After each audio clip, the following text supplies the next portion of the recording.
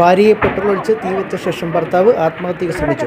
ഗുരുതരമായി പൊള്ളലേറ്റ ഇരുവരെയും പുനലൂർ താലൂക്ക് ആശുപത്രിയിൽ പ്രവേശിപ്പിച്ചു. പുനലൂർ അച്ചൻകോവിലാണ് സംഭവം. ഇരുവരുടെയും വിവാഹം കഴിഞ്ഞിട്ട് 6 വർഷത്തോളമായിരുന്നു. ഇവർക്ക് 3 കുട്ടികളുണ്ട്.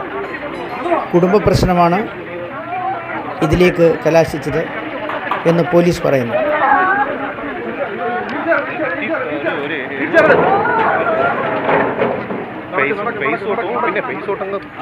മറ്റേ ബോഡി മൊത്തം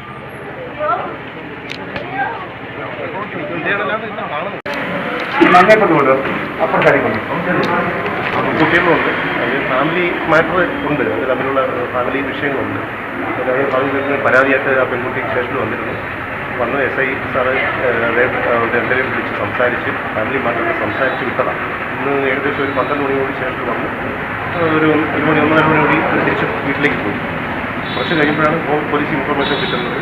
ഇവൻ അവളുടെ ദേഹത്ത് കയറി വെച്ചിരുന്ന പെട്രോൾ എടുത്ത് ഒഴിച്ചു. അപ്പോൾ തന്നെ നമ്മളെ അറിയിച്ചു. നമ്മൾ പെട്ടെന്ന് വന്ന് കൊണ്ടുപോയി. ഇയാളും പിന്നെ പെട്രോൾ കത്തിക്ക് വെക്കും. ഇവൻ ഇവൻ്റെ ദേഹത്തും കൂടെ ഒഴിച്ചു.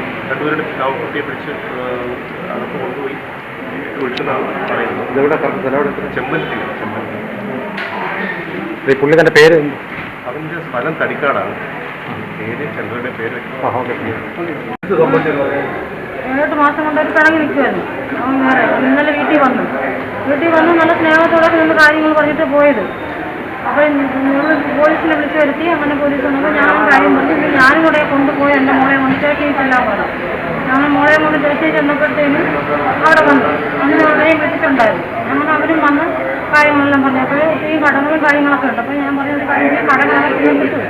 അപ്പോൾ നിങ്ങൾക്ക് ഒരുമിച്ച് ജീവിക്കാം. 3 കുഞ്ഞുങ്ങൾ കിടക്കയില്ലേ എന്നെല്ലാം പറഞ്ഞിട്ട് അവൻ അതെല്ലാം കേട്ടും കൊണ്ട് പണിസാധനം എടുക്കാൻ ഉണ്ടെന്ന് പറഞ്ഞു.